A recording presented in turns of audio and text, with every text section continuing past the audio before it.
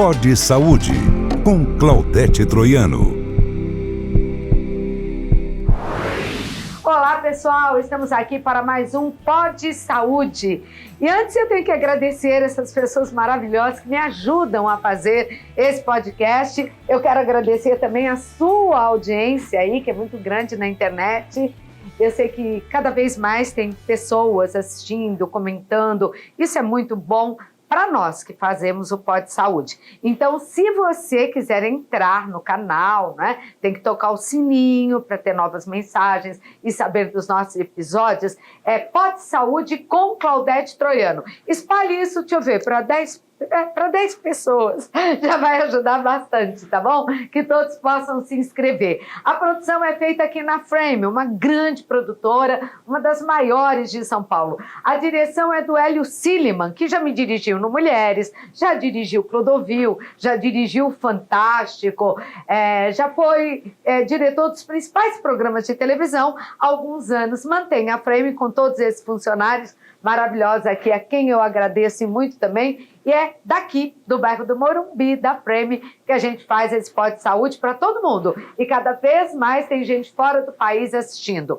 Bom, quero agradecer às flores, porque flor traz boa energia para a casa da gente, para a sala de trabalho da gente e aqui para o estúdio também. E essas rosas lindas, que podem ser colombianas ou podem ser cearenses, porque Fortaleza hoje produz uma rosa como a colombiana, tão linda como essa, é da Estrelízia. Quero mandar um beijo para a Silvia, para a Andréia, agradecer o Cláudio. E o Serginho vai... Um beijo, tomara que você esteja aí vendo também esse Pod Saúde, Serginho, porque ele está em Portugal, lá em Cascais, né? Eu tenho alguns agradecimentos ainda para fazer, mas eu quero primeiro falar sobre o tema de hoje. Eu falei para vocês que quando nós iniciamos o Pod Saúde, que eu gostaria de fazer uma coisa bem abrangente. Então, falar da saúde animal, da saúde financeira, da saúde espiritual. Já conversamos com a Márcia a respeito disso e quanta coisa importante a Márcia Fernandes nos contou. E hoje vamos falar sobre vida animal. Você sabia que o Brasil é o terceiro país com mais animais de estimação do mundo? São 168 milhões de animais. 168 milhões de animais domésticos. 54 milhões de cachorros. Quase 30 milhões de gatos, que aliás vem crescendo muito. E o mercado pet brasileiro também não para de crescer, não. Deve alcançar neste ano de 2024 um faturamento de 76,3 bilhões de reais. Ter um animal de estimação em casa, fala a verdade, é um hábito antigo, mas gostoso demais, né? Aqui em nosso país, desde lá de sempre, você tem um cachorro. Antes, o vira-lata, vira-saco, não importa. Ter um animal em casa é importante para a nossa saúde também. E por diversos fatores, né? Como envelhecimento da população, casais com número menor de filhos, tem aumentado muito esse hábito brasileiro de ter animais em casa. Nos últimos 10 anos, houve uma verdadeira explosão. Felizmente, para os gatos, o tempo do preconceito ficou para trás, né? Eles conquistam cada vez mais corações. Eu vou receber aqui em nossos estúdios, por favor. Eu estou recebendo hoje com muito carinho a médica veterinária Samantha Rios Melo, graduada com mestrado e doutorado pela Faculdade de Medicina Veterinária e Zootecnia da Universidade de São Paulo, professora e coordenadora do curso de pós-graduação em Oncologia Veterinária do Instituto de Ensino e Pesquisa Ranvier. Seja bem-vinda, doutora. Obrigada, Claudete, muito obrigada. Bom, primeiro eu preciso dizer que essa canequinha linda você vai levar de presente, tá bom? Oba!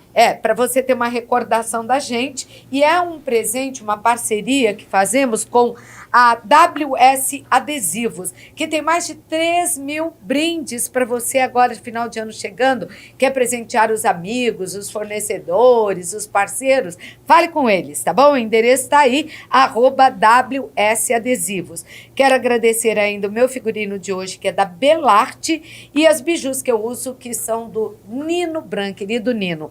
E você gosta de esfirra, doutora?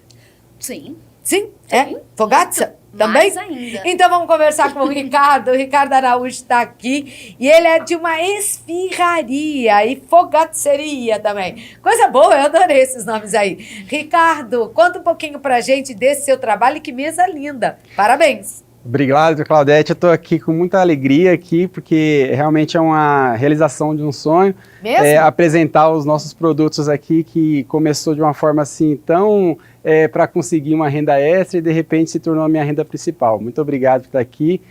Eu vou apresentar para vocês as fogaças e as esfirras que a Casa Esfirras produz. Olha que bonito. Aí você tem fogaça de quê aí? Eu tenho fogaça aqui de marguerita, de queijo, de carne. Nós temos também fogaças doces de chocolate com morango. Isso é bem legal. Você faz tanto esfirra como a fogaça doce. Isso. Nós temos aqui a nossa esfirra árabe também, que é a nossa esfirra que a gente tem a nossa característica da Casa Esfirras, que tem uma leve pimenta árabe nela. E nós temos uma variedades bem amplas aqui de esfirras salgadas, doces, fogaças também. Eu fiz uma live com o Ricardo pouco antes da gravação desse Pod Saúde de hoje, que fala sobre vida animal, e ele estava me contando que ele trabalhava na indústria, né? Eles são do ABC, ele era metalúrgico, e junto com a esposa precisavam de uma renda extra. Quem não precisa hoje em dia? O emprego só já não dá não, né? E para complementar, ele gostava muito de esfirra, de fogates, ele frequentava uma casa lá na região dele que fechou. Ele resolveu, então, arregaçar as mangas e fazer sua própria massa. Fez tanto sucesso entre todos, e principalmente o cunhado, que incentivou o Ricardo a abrir a sua casa. Foi um andar, né? De consciência, porque demorou 6 anos, mas hoje eles estão com uma casa belíssima que fica onde, Ricardo? Ela fica em Ribeirão Pires, ABC Paulista, na rua Maria Augusta, Cruciane, número 28. 28. E você entrega na região, né? Deixa o seu Instagram pra gente, Ricardo. Parabéns pela sua história, por acreditar, né? A gente nunca deve desistir de sonhos. Sonhos existem para serem realizados. Acredite em você. Fala. Sim, pessoal, a gente está no @Casa Esfirras, o Casa é com K, segue a gente lá para ver as nossas novidades. Tá aí, ninguém vai esquecer. Casa com K, como Casa Paulo. com K. Um beijo, Ricardo. Obrigado. Pode servir os nossos convidados, então. E nós, né? A turma toda aqui da Frame. Bom, você é uma simpatia, o pessoal aqui. É verdade, do estúdio, tá todo mundo apaixonado por você. Aliás, uma coisa que me impressiona muito numa cidade grande como São Paulo, vocês já repararam que todo mendigo tem um cachorro e ele pode estar sem blusa de frio, mas o cachorro tá com camiseta, com uma blusinha, não é? Que coisa! Na época que eu trabalhei na USP, fiz a época da minha residência, mestrado e doutorado, a gente via muita gente de comunidade ou morador de rua mesmo. Chegamos a ver um rapaz que ele caminhava com o cachorro 5 quilômetros nas costas para levar até o hospital universitário, fazer o tratamento. E é isso, ele não dava para ele o que ele dava para o cachorro. Nossa, impressionante. E às vezes um filho não dá para você o que um cachorro dá. Desculpem os filhos, não são todos, mas isso também é verdade, porque uma história que me marcou muito.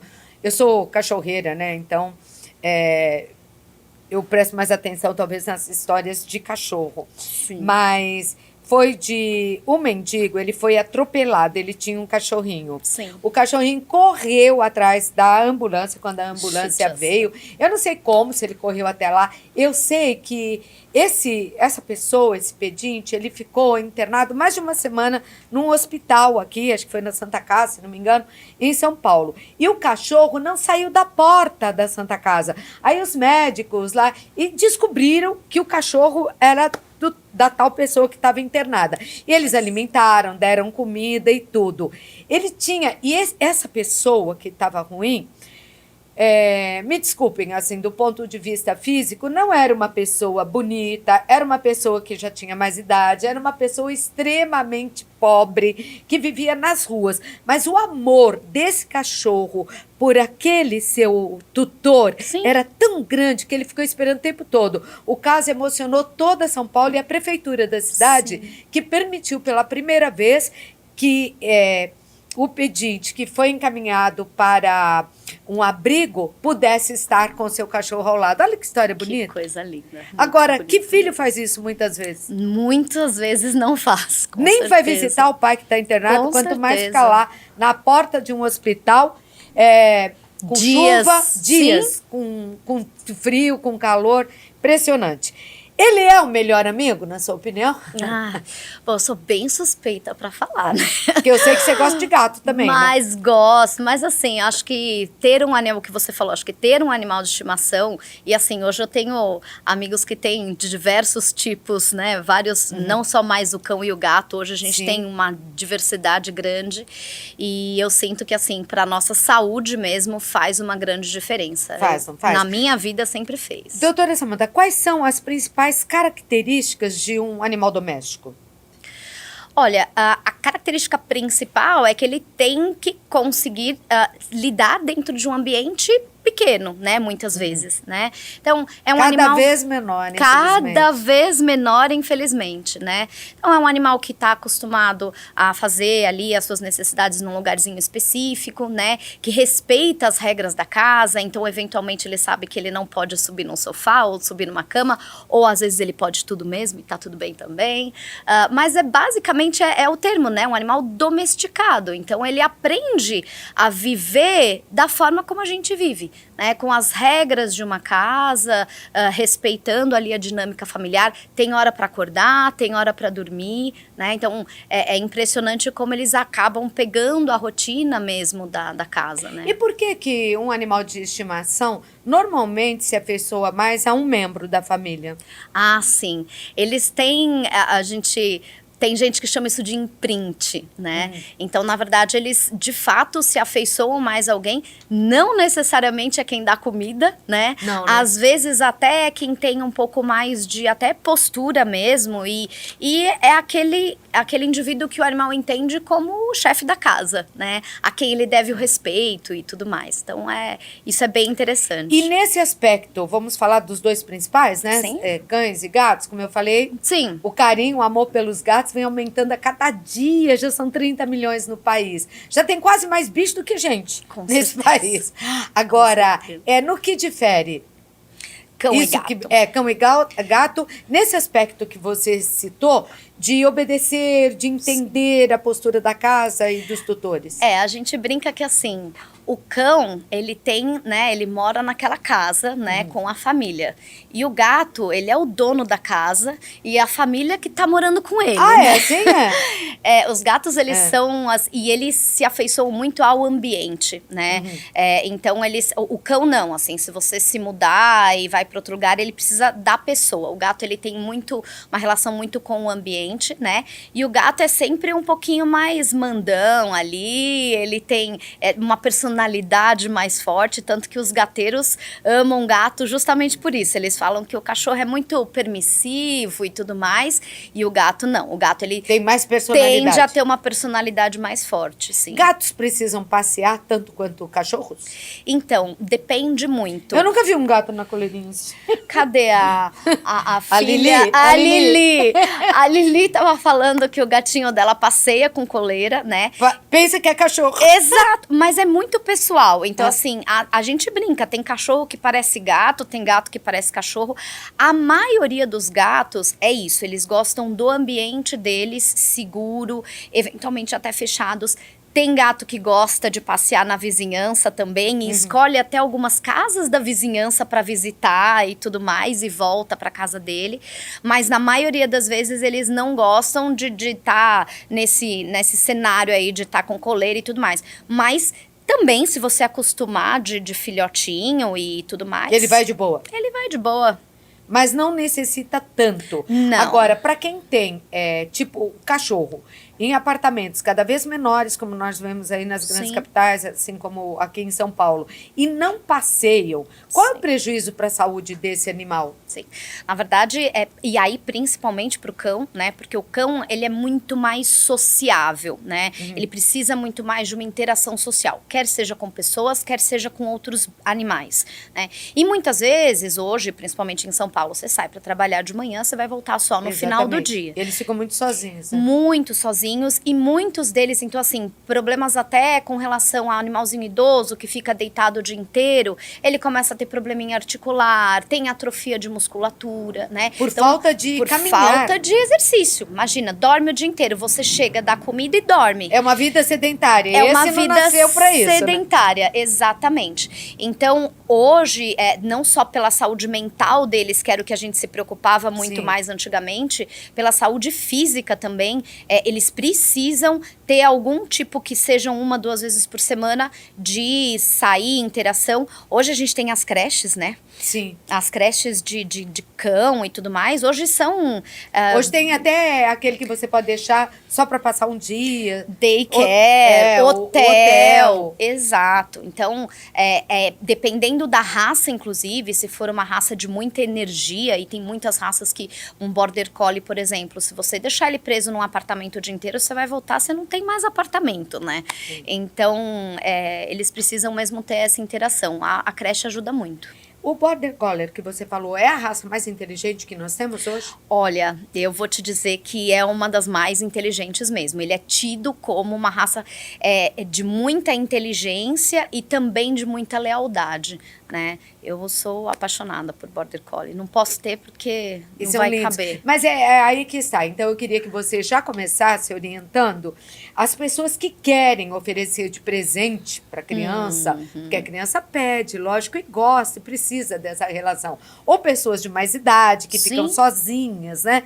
E é uma forma de interagir, de se mostrar, porque, infelizmente, para esse país, velho não serve mais para nada, né? Não precisa mais votar, não... tua opinião não importa não, fica aí no canto.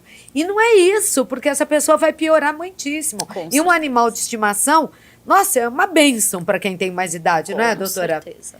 Então, para essas pessoas, tanto para a criança, para o idoso, quem quer oferecer de presente um animal ou comprar um animal, que cuidados ela deve ter e o que ela precisa saber? Sim. Na verdade, o primeiro passo é, de fato, a escolha, né? Se você vai comprar, que seja a escolha da raça, né? E de um canil de boa procedência, né? Que também tem essa, né? Exatamente. Então, que de fato seja um lugar de trabalho sério. Mas tem como investigar isso? Sim, você pode e deve visitar o lugar da onde você vai comprar. E buscar informações a respeito. Buscar informações a respeito. Você consegue ver cadastro em prefeitura, se tá tudo bonitinho, né? Então, esse é um ponto essencial. E, claro, hoje a gente tem diversas ONGs de adoção que fazem trabalhos, assim, espetaculares, né? Trazem animais aí de situações bem difíceis e que hoje, cada vez mais, eu vejo o pessoal resgatando e trazendo aí... E esse hábito de adotar que vem muito crescendo. legal, né? Então, primeira coisa é você saber da onde você vai trazer esse animal, né? E o segundo ponto é entender um pouco a respeito de porte, né? Então, como eu falei, é um Border Collie em um apartamento, você vai ter que saber que esse animal vai ter que ficar o dia inteiro num daycare, né? Ou olha, eu tenho um lugar pequeno, eu vou ter um animal de porte menor. Porque quando filhotes somos todos pequeninos. Exatamente. Mas às vezes com 3 meses. Exatamente. Já não cabe mais onde você imaginou. Exato.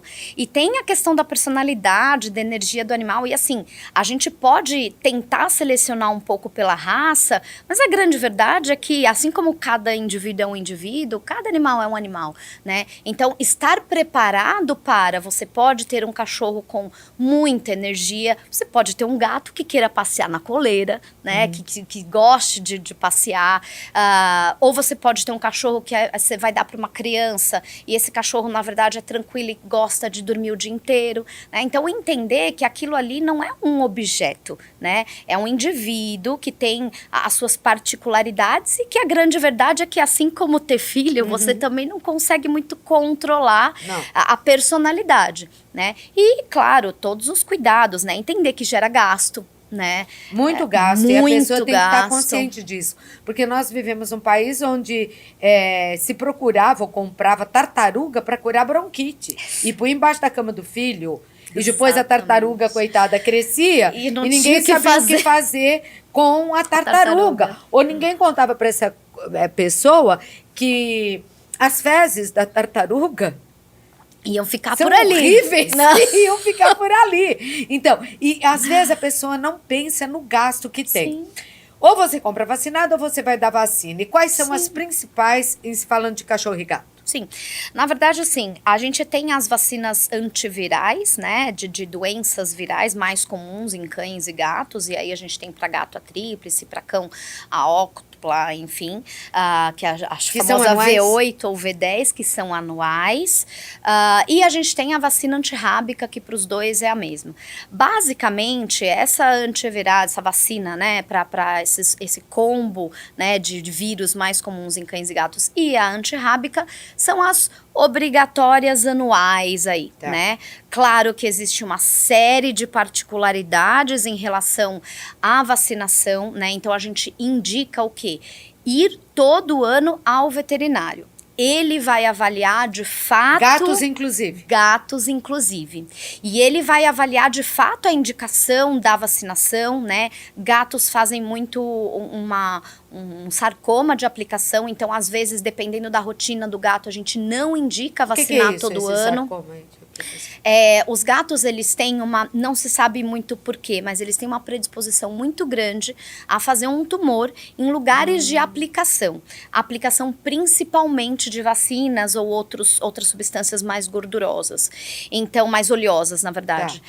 Então, a gente hoje tem uma preocupação muito grande com a vacinação frequente de gatos. Mas o que é muito importante, então hoje a gente fala muito mais assim, precisa visitar o veterinário todo ano. O veterinário vai avaliar. E aí a gente tem outras vacinas. A gente tem a vacina da leptospirose, a gente tem a vacina da giardia, a gente tem outras vacinas, a vacina da gripe, que são importantes. E dependendo da rotina que o animal tem, ele tem que seguir aquele protocolo também. A gripe humana pode passar para o animal? Não, nem a deles pra gente. Não, também não. São diferentes. É um diferente tipo de Mas adenovírus. eles espirram, cachorro tem rinite. Não sei se tem sinusite, pode ter? Tem. Cachorro tem tumores, infelizmente. Sim. Cachorros têm câncer. Aliás, Sim. a doutora é oncologista, nós vamos falar sobre isso daqui a pouco. Sim. E sentimentos. Tem cachorro que precisa de psicólogo? Olha, até pode ter. Eu acho que na maioria das vezes a família precisa de mesmo? psicólogo. Quando o cachorro está precisando, começa pela família, doutora. Todos nós precisamos, não é mesmo?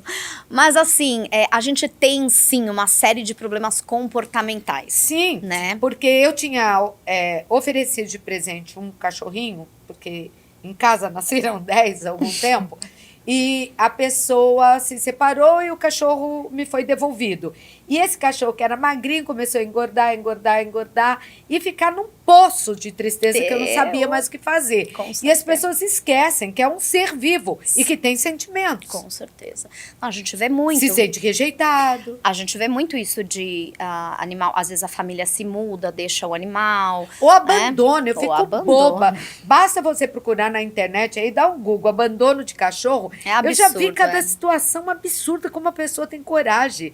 Vai com a guia, amarra num poste e sai. Vai embora. Vai num posto de gasolina, deixa o cão e se manda com o carro. E o cãozinho correndo atrás do carro. É muito triste. Ali no Rodanel é o local em que mais se abandona cães aqui em São Paulo. E a maioria morre atropelado. É isso mesmo. Porque é um local muito perigoso. Agora, abandono é crime. E você pode ser preso se alguém te flagrar ou te descobrir abandonando um cachorro ou um gato. É crime. Não, e muitas vezes a gente pega isso dentro da clínica, né? É mesmo? Então, já E não mais voltam? de uma situação, deixa internado e, então eu venho buscar depois e a pessoa não volta mais, né? Então, isso hoje, graças a Deus, acontece menos, até porque abandono é crime, né? E as pessoas têm um certo receio, mas acontece, Mas na infelizmente. rua está acontecendo de monte Sim, ainda. Então sim. é bom dizer, não pode, por uma série de coisas, né? E a primeira delas, né? Você não faria isso.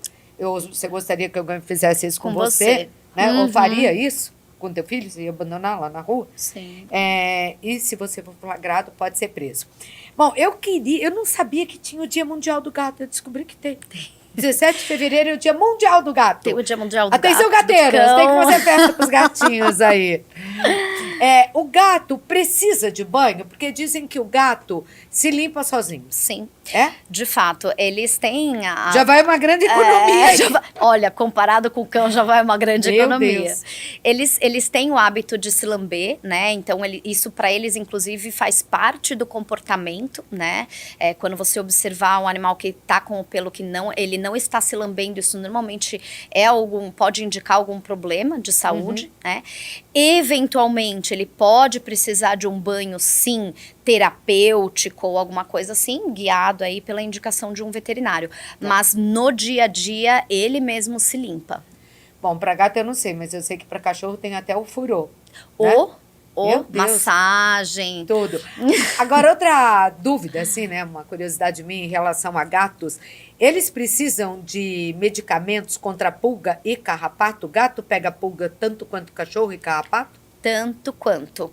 E, inclusive, existem algumas doenças né, que causam alterações graves, como anemias graves, e podem levar o gato à morte por picada, por algo que é transmitido por uma picada de pulga, né? Então, não só pela dermatite, pela coceira que pode causar, também por essa questão de saúde em relação à pulga, e carrapato a mesma coisa. Então, sim, tanto cão quanto gato, obrigatório o uso de antiparasitários, que a gente chama. E se você está pensando, eu vivo numa grande cidade, onde que meu cão vai pegar carrapato? Recentemente nós tivemos um grande surto de carrapatos no bairro do Morumbi. Sim. Nas praças do bairro do Morumbi. Então, quer dizer, ele pode estar presente, sim, na vida urbana em muitos locais. E leva doenças que são transmissíveis a homem ou não?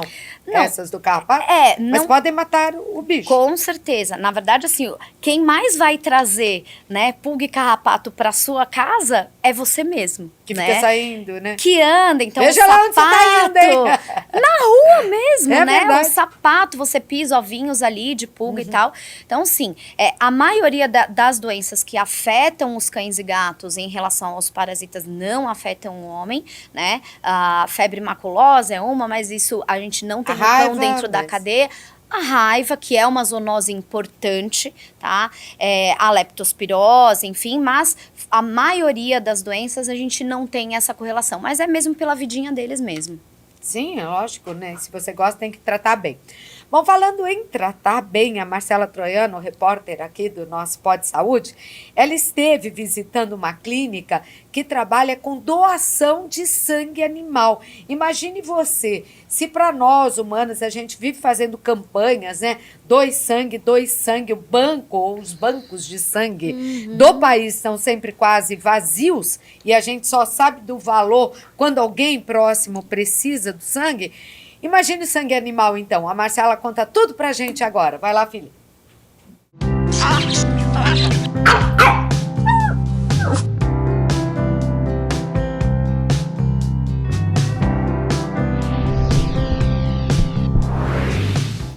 Olá, mãe. Olá a todos que assistem o Pod Saúde com Claudete Troiano. Hoje falando de saúde pet, né?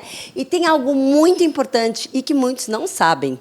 Sabia que o seu animalzinho pode doar sangue? Isso mesmo. A gente veio conferir como que funciona isso, né? Porque, na realidade, eles doam muito amor. Só que, para doar sangue, vocês que são pais de pet, que devem ajudar. Vem comigo nessa matéria.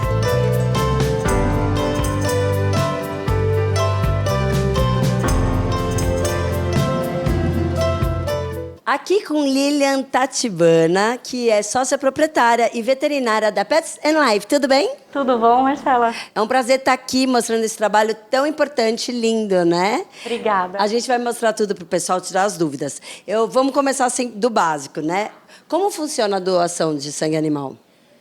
Bom, a gente faz uma triagem, né? Então tem uma seleção, uma pré-seleção dos cães e dos gatos para eles doarem sangue de forma segura, né? Para diminuir, não ter nenhum tipo de risco mesmo para eles.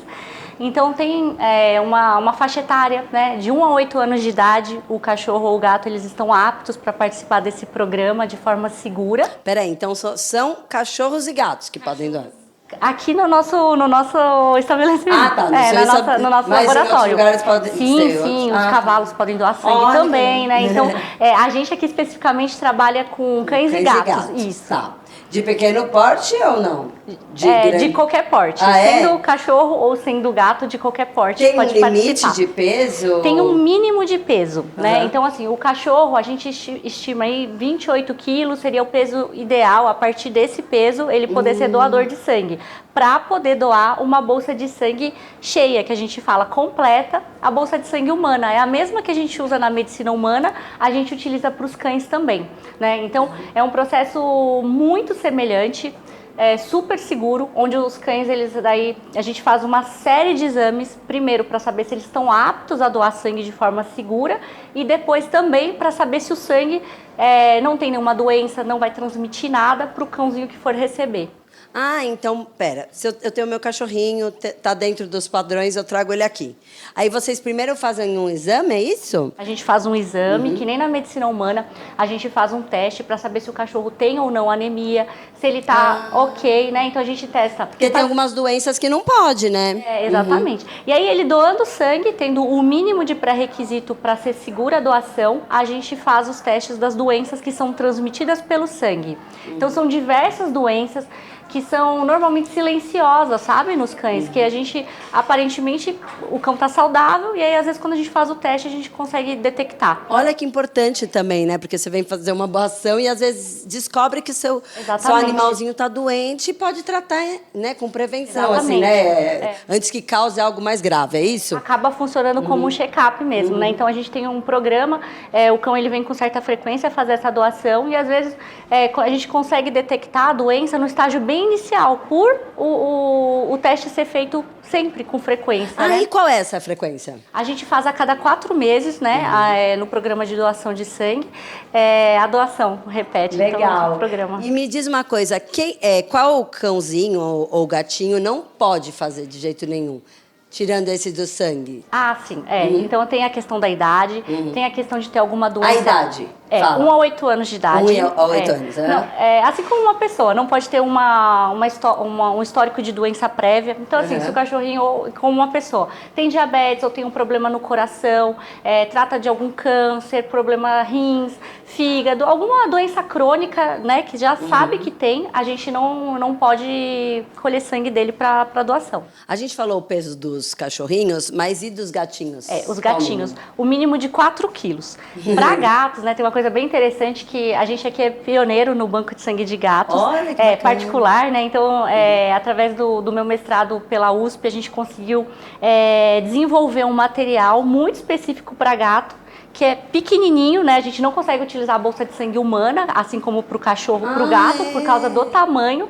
Então, a gente fez um teste na época do mestrado, adaptando uma bolsa pediátrica humana, que é pequenininha, assim, com vários tipos de coleta, testou os tipos de esterilização e validou um material que hoje permite a gente colher o sangue do gato de forma estéril, né? Sem contaminação, separar os componentes do sangue em plasma e concentrado de hemácia e ter tempo hábil de testar as doenças. Uau, então esse foi um grande, obrigada, um grande avanço para a veterinária, para a área de gatos, para quem, né, amante aí dos gatos. Eu sempre fui amante de gatos, eu queria poder contribuir de alguma forma e contribuiu, né? A gente fica bem feliz de ter contribuído. Aqui é pago a doação? A doação não, né? Então o cachorro ele vem, ele não, né? O tutor vem com ele, a gente colhe todos os exames, faz tudo, fornece tudo gratuitamente, mesmo se a gente detectar alguma doença, enfim, tudo, não tem custo nenhum para o doador. Inclusive ele ganha vários petiscos. A gente está sempre com campanhas com vermífugo, vacina, então tem outros benefícios. Porque a gente vai, né, doar sangue, tem muita gente que vai até para comer bastante. Sim. E tem hospitais que eles dão um monte de comida gostosa. Aqui os animais também são paparicados? Também são paparicados. Eles sempre ganham os biscoitinhos no final e depois tem toda a bateria de exames. Eles ganham esses exames. E são exames que tem um custo alto, elevado e saem gratuitamente. Sim, né? É bem interessante. Super interessante. Tudo bem? Tudo bom? Muito legal sua atitude, viu, de vir aqui com o seu cachorrinho. Como ele chama? Jack. O Jack, ele é tão lindo, gente. Me apaixonei, fofinho, amoroso, né? Isso, muito. Faz tempo que ele doa sangue? Já faz bastante tempo. Ele faz doação desde 1 ano de idade. Ele está com 4 anos agora, então pelo menos umas 3 vezes no ano ele faz a doação de sangue.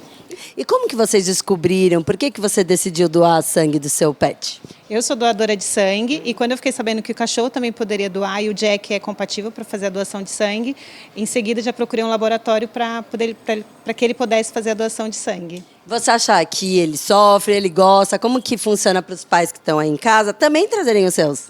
Ele gosta, ele fica super à vontade, é totalmente indolor, ele não sente dor nenhum, o processo é muito rápido, dura de 10 a 15 minutos, super rápido. Ah, então, ó, você que está em casa, você também aconselha, né? Com certeza, super. Então tá, obrigada, viu? Parabéns pela sua atitude. E me fala uma coisa, hoje em dia, essa doação de sangue já dá conta da necessidade? Não, infelizmente não. Nem na medicina, né, a demanda é muito alta. Na medicina humana falta sangue, imagina para cachorro e para gato, né? É uma área muito nova. Então, se for ver essa parte de banco de sangue de gato, quando a gente começou, faz 12, 13 anos atrás, é algo muito novo, né? E para cão também, da mesma forma, sempre falta. A demanda é alta, tá aumentando ano após ano, por quê? Cada vez mais as pessoas têm tratado dos seus cães e dos seus gatos, né? Assim como na medicina humana. Então, o uso, a demanda do sangue aumentou bastante. E Então a gente é muito importante. não consegue acompanhar. Aqui abre todos os dias? Todos os dias, de domingo a domingo. A gente faz também toda a parte laboratorial, completa de exames de sangue, exames de imagem. Qual é o horário que abre para quem quiser doar? A gente abre das 8 da manhã até as 21 horas de semana. É só ligar aqui e agendar? Entra em contato com a gente tem uma equipe só de banco de sangue, a gente também tem um serviço que vai até a casa da pessoa para fazer essa coleta do banco de sangue. A gente consegue ir, mesmo em cidades do interior, litoral, a gente costuma ir. E ajuda demais, assim, porque tem muita falta mesmo. Eu te cortei no final de semana, qual é o horário? Final de semana a gente tem um horário reduzido. Das 8 às 18 no sábado e domingo feriado. A gente também funciona feriado, das 10 da manhã até as 4 da tarde. Maravilha. Agora, uma pergunta importantíssima, porque eu acho que muitos, né, papais e mamães de pet, eles ficam com medo. Ai, será que dói? Ai, será que ele vai sofrer? Como que é isso para os cãezinhos e gatinhos?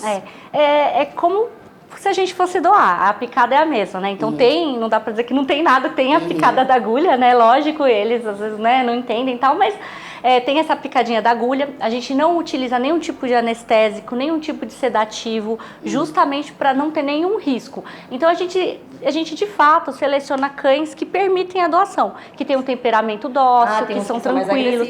Né? Tem uns que não permitem, a gente não vai forçar, né? Então a gente não colhe. Tem essa triagem também. Então tem esse ponto. Mas a gente percebe que ao longo das doações, eles vão se habituando e eles vão percebendo que não é um bicho de 7 cabeças e que no final ganha um monte de biscoito. Então é muito comum eles verem a gente e ficarem felizes depois de um tempo, mas é porque eles estão pensando nos biscoitos do final da doação. Agora, para finalizar, eu ficaria aqui muito tempo falando, porque é uma delícia conversar com você. Mas tem algum caso, assim, que a gente possa contar, de que vocês já salvaram uma vida aí de um gatinho ou cão? É que são tantos casos nesses 12 anos aqui, né, atendendo e a gente se dedicando, mas tem muitos casos. Lógico, tem alguns que a gente acaba criando um vínculo maior, né, principalmente naqueles casos em que o animalzinho ele precisa de sucessivas transfusões, então a gente fica na torcida, né, se o animalzinho melhorou ou não melhorou, mas e aqueles super emocionantes, assim, que estão ali, que às vezes um atropelamento ou uma cirurgia que teve uma hemorragia repentina e aí o motoboy sai voando daqui com aquela bolsa e a gente aqui na torcida de dar tempo de fazer a transfusão e conseguir e salvar, sabe?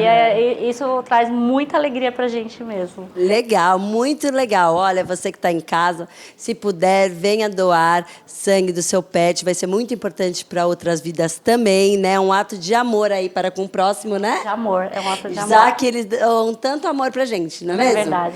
Obrigada, viu, Lili? Parabéns. Eu que agradeço, viu? Uma honra receber vocês aqui. Sempre conosco. Obrigada. Um beijo, pessoal. simpatia, Lilian, né? Um beijo para você, viu, Lilian? E em que casos, normalmente, ela falou de atropelamento, Sim. a transfusão de sangue é necessária. E que bonito esse trabalho, né? Sim, Que sim. salva outras vidas mesmo. Na verdade, a gente tem desde doenças mesmo hematológicas, né? Então, doenças do sangue, quer sejam as infecciosas, até que a gente falou, transmitidas por pulga, carrapato, né? Muitas delas, de fato, causam anemias importantes, quedas de plaqueta importante, que precisa de transfusão, né? A gente tem as doenças oncológicas do sangue, então, os linfomas, as leucemias, esses animais precisam muitas vezes de transfusões frequentes. Tem os acidentes, claro, então um atropelamento, uma ruptura de alguma coisa. E muitas vezes cirurgias mesmo. Então, a gente faz cirurgias, por exemplo, de hepáticas ou cirurgias de retiradas de tumores que vai haver uma perda grande de sangue durante o procedimento. A gente não entra nessa cirurgia sem um teste de compatibilidade, com uma bolsa bonitinha ali reservada para eles. Então, imagine, pelo número de cães e gatos, né, existentes nas casas no Brasil, quanto de sangue não é necessário. Com certeza, é extremamente necessário. Trabalho muito importante mesmo. Com certeza. Ali eu vi a Lilian falar dos petiscos. Então nós vamos entrar agora na alimentação, tanto do gato como do cachorro.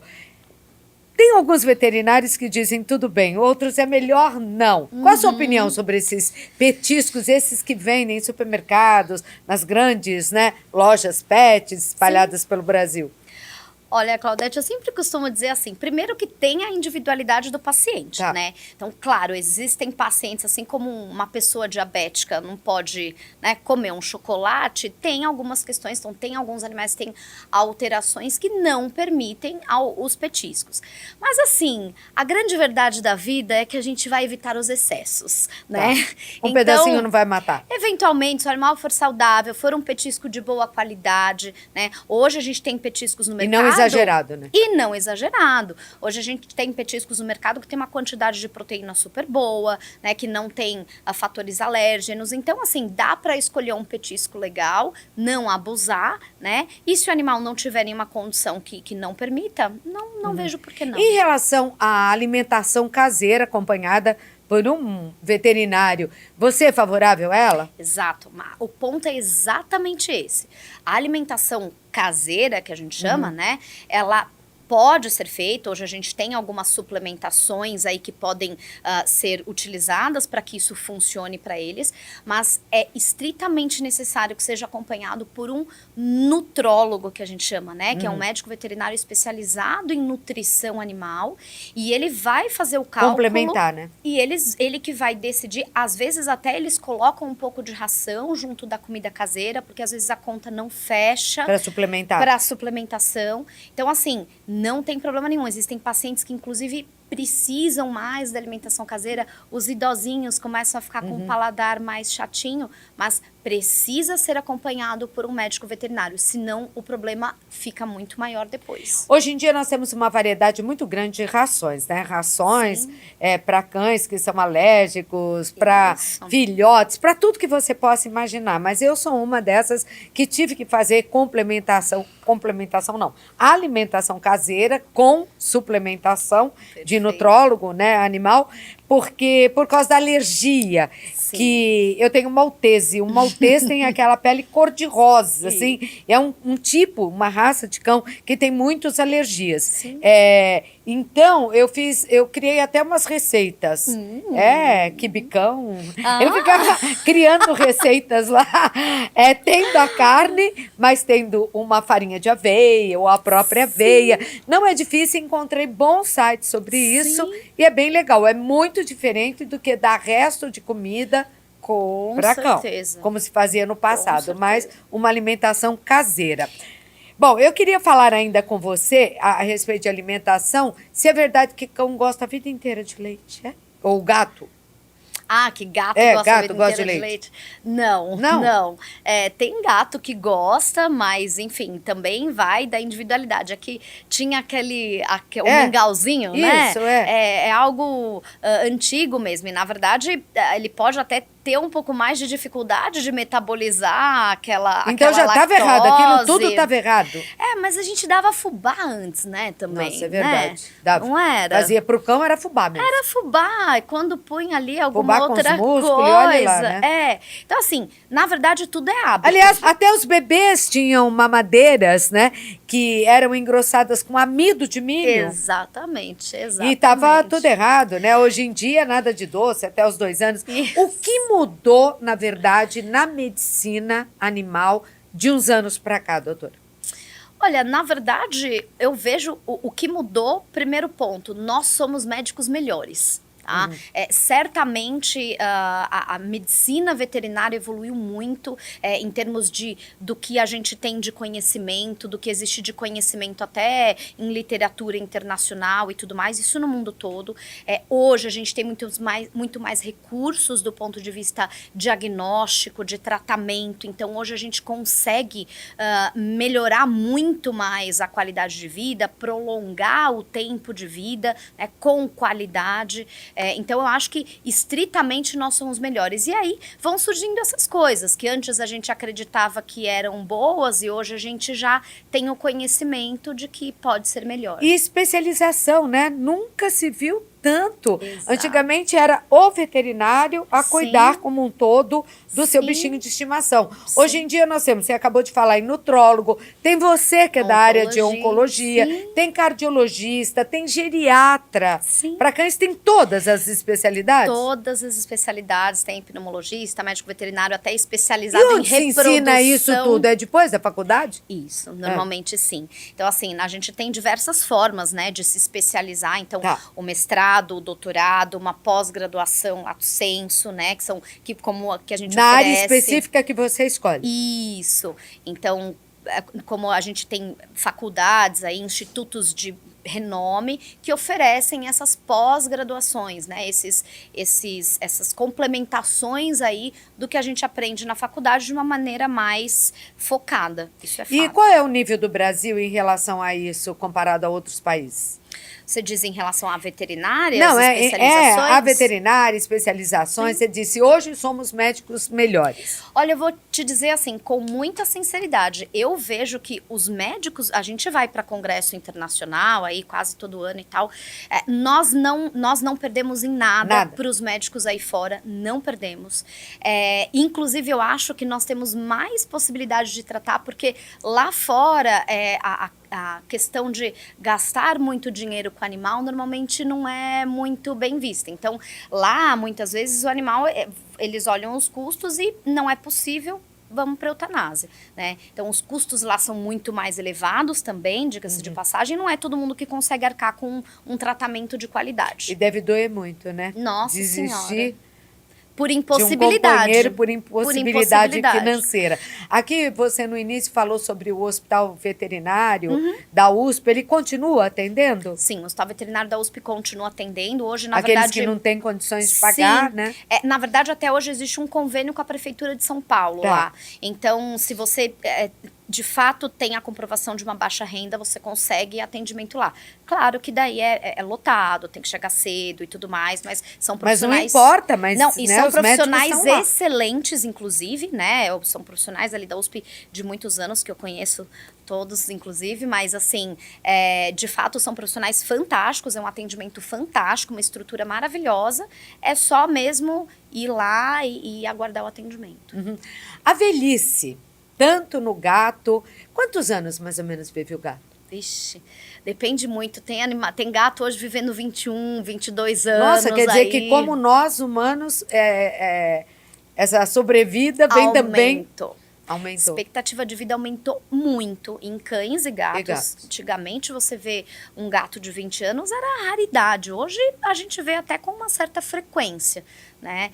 Então, de fato, porque a medicina mudou, porque os profissionais mudaram, porque o tutor mudou, porque se sabe hoje mais. faz parte da família. Sim. né? Então, hoje, o cuidado já é desde bebezinho. Então, a gente também vê isso Isso de prolonga mudança. a vida. Com Bom, eu não posso certeza. falar nada. Eu tenho um que, comparado à nossa idade humana, um tem 120 e outro tem 117. Outro dia eu levei no veterinário e falei, pô, os dois doentes, meu Deus. Aí eu tava olhando lá a tabela e falei, mas Claudete, o que você quer Que também? você quer? Um tá com 120, outro tá com quase isso. Tá bom demais. É isso. E esse cuidado, né? Se por um lado nós temos no humanos, né? Uhum. Um Brasil que ainda não acordou para a velhice do país, De humanos. que já é muito Sim. grande e é muito precária a condição, Sim. porque hoje em dia a mulher trabalha fora, ela quem olhava, sogro, sogra, Sim. mãe, pai, e não existe mais essa figura tão disponível. Na saúde animal, o que acontece, doutora? Existe essa preocupação? Na verdade, assim, de fato eles estão ficando mais idosinhos, Tá. né? E requerem mais cuidados. Requerem mais cuidados. Hoje a gente tem, inclusive, como dar esses cuidados, né? Então, hoje a gente tem fisioterapia, tem todo esse protocolo para animais idosos, mas, infelizmente, a gente vê também ainda, né, muita gente que desiste por conta da idade. E o que a gente, assim, mais ouve, às vezes, ai, mas, nossa, doutora, eu não vou operar meu cachorro, eu não vou fazer isso, porque ele já é velhinho, né? E assim... E esse pensamento é errado. Sim, porque na verdade todos nós vamos ficar velhinhos um dia, né? E assim. E hoje a medicina tem condições de tratar. Com certeza. Na verdade, 90% dos pacientes que eu trato hoje dentro da área de oncologia são animais idosos. E que saem de um procedimento cirúrgico ou que saem de um tratamento melhores do que entraram, né? Certamente. E a gente consegue trazer mais tempo e mais qualidade. Então, idade hoje pra gente não é um problema, né? E existe, inclusive, a medicina chinesa sendo muito aplicada, com acupuntura e outras técnicas, nos animais também. Vamos falar um pouco sobre a sua área, um pouco mais sobre a oncologia. Sim. É verdade que a minha base é sempre cachorro, você vai traduzindo por gato, tem senão quem problema. tem as gateiras vão ficar com raiva de mim, os gateiros. Mas, por exemplo, sempre me disseram que seria bom castrar a fêmea ou as fêmeas que você tem para evitar câncer Sim. de mama. É verdade? Sim. Relação específica ao câncer de mama, a castração tanto de fêmeas quanto de gatas precoce, né? Ela é um fator... Tanto em cachorro como em gato. Tanto em cães como em gatas, é um fator decisivo no risco de aparecimento de câncer de mama, né? Hoje, o que se sabe é que o ideal é esperar o primeiro cio, tá? Tanto das gatas quanto das cadelas. Então, a gente indica, né, ali mais ou menos entre 6 meses a 9 meses aí fazer essa castração depois do primeiro cio. Mas, com certeza, é uma das doenças oncológicas mais bem estabelecidas em termos dessa correlação. A castração de Então, fêmea, nem da sim. cria. Se quiser, nesse primeiro cio, e assim, quanto mais tempo passa, então, para cães, a gente tem alguns estudos de que é um aumento, é uma progressão geométrica, o aumento que você tem em relação ao risco, né? De gatas, a partir de 2 anos, já aumenta muito o risco de câncer de mama, e os cânceres de mamas de gata são bem agressivos. E eles normalmente surgem com que idade? Tanto em cães como em gatos? Normalmente daí uma idade adulta, entre 6 anos a 8 anos mais ou menos, que é a idade que o animal vai estar um pouquinho mais desenvolvido, né? Tanto nas Tanto cães cadelas quanto gatas, como as isso, gatinhas. que é essa E idade é muito adulta. sofrido, né? É muito sofrido. Como se dá esse câncer? E o que se faz, doutora?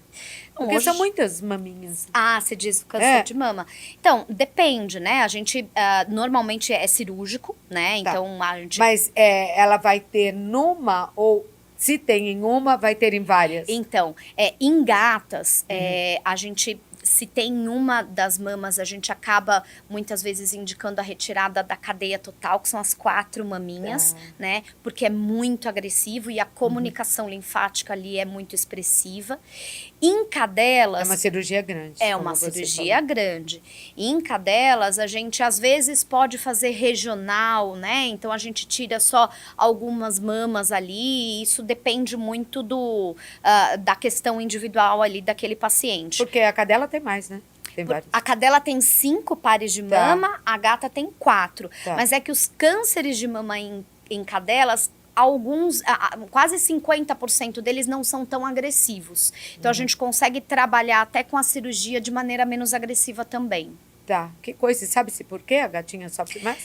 Olha, na verdade é porque o tipo de tumor que as gatas têm é muito parecido com o tipo de tumor de mama de mulheres, a parte genética deles ali, né? Então são tumores não responsivos a hormônios, tem uma série de marcadores que são muito similares aos tumores agressivos de mulheres. Tá, e depois, como se trata? Existe quimioterapia para cães e gatos? Existe quimioterapia para cães e gatos, para ferrets, para coelhinhos também. Também? A gente tem diversos protocolos quimioterápicos estabelecidos para eles. A maioria dos animais, isso a maioria mesmo, gente, 95% deles passa por protocolos quimioterápicos com efeitos colaterais leves. Tá? Os protocolos veterinários, eles foram criados mesmo para ter uma boa tolerabilidade, né? Hoje a gente tem medicamentos muito legais para controle, a própria medicina complementar, né, tá aí pra gente também para ajudar nisso. Então, temos cirurgia, temos quimioterapia, temos radioterapia, né, temos uma série de tratamentos. A gente sabe que no câncer de mama, né, nosso câncer de mama humano, quanto mais cedo se descobre esse tumor, melhor o resultado e tem cura. Existe a cura para cadelinhas, gatinhas, e como os tutores podem desconfiar que o que está acontecendo é um câncer. Perfeito. O câncer tem cura, gente. O câncer tem cura e assim como pra gente, quanto mais cedo, melhor, né? O segredo pra gente conseguir lidar bem com o paciente oncológico é o diagnóstico precoce. Isso vale para tumor de mama, isso vale para qualquer tipo de tumor. Né? Então, a gente sempre diz que o tutor, né, a família, com certeza tem maneiras aí muito interessantes de identificar alterações no animal. Então, alterações simples de comportamento, como a gente falou, né, a respeito, por exemplo, dos gatos, de não se lamber, perda de peso, perda de apetite, ou mesmo pode ser um indicativo. Ou mesmo a formação de nódulos mesmo, bolinhas, ou nas mamas, ou pelo corpo. Tudo isso deve ser levado à atenção do veterinário. E em relação a outros tumores, quais os cuidados que nós devemos ter e olhos atentos? Mesma coisa, vou te dizer, perda de peso, falta de apetite, mudança de comportamento, animal mais quietinho no cantinho dele, não vindo interagir tanto, né? E a presença de alterações visuais, né? Então, mudança de inchaços, uma bolinha, nódulos, bolinhas, tudo isso deve ser levado ao veterinário. Qual é o câncer que mais agride animais hoje no Brasil? Olha, nos cães a gente tem bastante os linfomas, que são os tumores mesmo das células do sangue, os tumores de mama, né, em cadelas, e também um tipo de tumor de pele que a gente chama de mastocitoma, que são tumores bem frequentes. Mastocitoma é um tumor de pele em cães, que atinge cães daí com mais frequência e que tem uma agressividade importante também. E qual a aparência dele? O que uma bolinha. Ele tem diversas caras. Pode ser subcutâneo, pode ser vermelhinho, pode ser só um aumento de volume. Por isso que eu digo, qualquer bolinha deve ser levada à atenção do veterinário mesmo. Apareceu alguma coisa diferente, corra. E os linfomas, doutora, que são tão comuns em os cães, linfomas, a gente vê o aumento de volume dos gânglios, né? Normalmente o tutor percebe muito aqui. O porquê, eu acho que é a pergunta de $1 milhão, mas assim, existe uma associação, e isso vem sendo dito até em congressos, e a gente tem pesquisas na USP com isso, de que existe uma associação com a poluição e o surgimento dessas doenças linfáticas. E os cães não hoje... é só a gente também. E eles são tratados até como sentinelas. Então, assim, uma região onde eu tenho grande quantidade de linfomas caninos é uma região onde normalmente eu vou ter grande quantidade de linfomas humanos, porque o ambiente é ruim para todo mundo. E normalmente são grandes centros urbanos. Com muita poluição. Com muita que poluição. É o que mais tem hoje em dia, né? Exato. Antigamente todo mundo tinha uma árvore plantada em frente à sua casa. Hoje em dia ninguém mais tem, sabe por quê? Porque não pode cortar, não pode fazer isso, não pode fazer aquilo. Aí você fica meio assim. E tem lugares áridos, né? Sem vegetação nenhuma. Isso é muito ruim.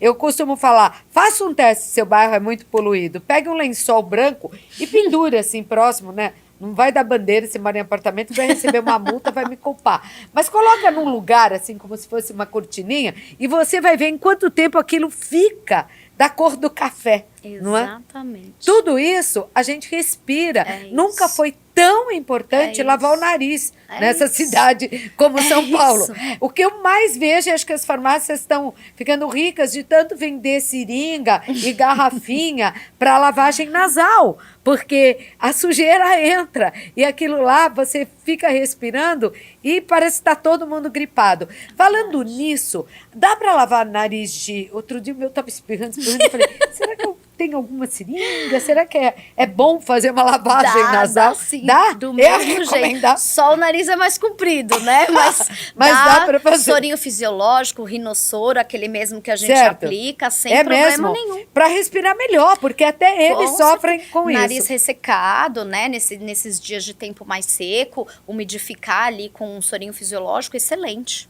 Uhum. Até para essa época do ano, eu queria que você deixasse uma recomendação para o nosso público, verão, né? Uhum. Nem entrou oficialmente, a gente tem tido aí desde o inverno, na Nossa, verdade, muito calor. outono, primavera, muito calor, né? Cão sofre mais com isso, que eu vejo gente passeando embaixo de sol. Exato. Aquele asfalto deve estar queimando. Exato, perfeito. Primeira coisa é você lembrar que você tá de sapato e ele não, né? Então, eles têm, de fato, um coxim mais grosso, capaz de aguentar temperaturas maiores, mas é sempre bom, nos dias de sol a pino, colocar a mão no asfalto, principalmente, ver a sentir. temperatura, né? E algumas raças de cães, como, por exemplo, aqueles braxcefálicos que a gente chama, que Tá. são os cães de narizinho chato, né? Os bulldogs, os pugs, são animais que eles têm uma grande dificuldade respiratória, e colocar eles numa situação de calor extremo, a gente realmente vê animal que infelizmente vem a óbito nesses momentos. Então, assim, é como se fosse com a gente, né? Só que tem que lembrar que nós somos maiores, então a gente tem uma capacidade maior de lidar com o calor. Quando eles são menores, de fato, sempre andar com uma garrafinha, jogar sempre água na barriguinha, água gelada pra dar uma refrescada. Você sabe que o veterinário falou isso? Que a gente deve borrifar cachorro que nem planta, assim. Isso. Jogar aqui Se faz você bem. estiver num ambiente aberto e estiver muito quente, jogar água gelada na barriguinha, tomar cuidado com o piso. Porque cachorro pode ter febre, gato pode ter febre.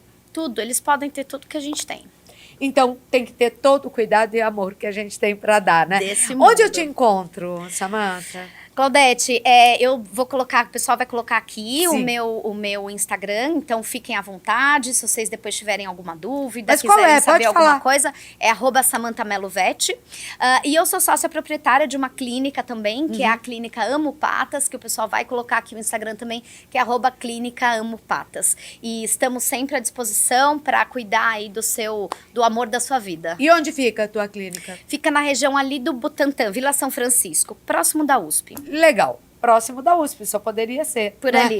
Onde tem o Hospital Universitário. Um beijo a todos que trabalham lá nesse serviço gratuito, importante demais, convênio com a Prefeitura de São Paulo. Isso. Obrigada por ter vindo, foi muito bom te Obrigada, receber. foi um e prazer. falar sobre esses amigos tão importantes para Sim. nossa saúde mental, né? Com Pro nosso bem viver. certeza, com certeza. Beijo, Samantha. Muito obrigada, Obrigada. gente. Obrigada, meninos. Tchau, Obrigadão. gente. Beijo, beijo. Beijo, Frame. Obrigada. Obrigada, Elinho. Obrigada, Marcelo.